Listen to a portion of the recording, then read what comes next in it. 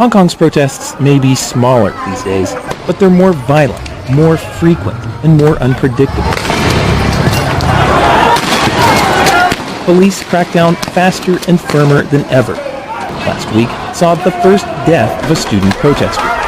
But 5 months in, Hong Kong's leaders still refuse to give in to the protesters' political demands. I'm making this statement clear and loud here. That will not happen. This week has seen an increase in hardcore protesters destroying public infrastructure.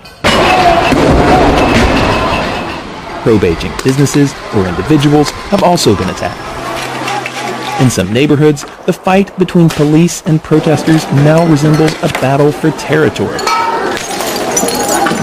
The more aggressive tactics could be an attempt to reclaim international attention, says activist Edward Yu. Right, for such a small city, trying to fight against an authoritarian regime, so we need international support, which probably can explain why in the past 4 days protesters in Hong Kong insist to have a stronger say and would like to have more severe action so as to arouse international concern.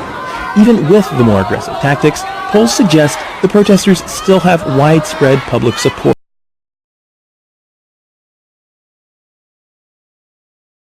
But the violence isn't without critics. Demanding five things, or we will burn down your railway stations on a regular basis, is not going to end happily anywhere in the world. Steve Vickers is the former head of the Royal Hong Kong Police Criminal Intelligence Bureau. This movement has come off the rails and is really out of control.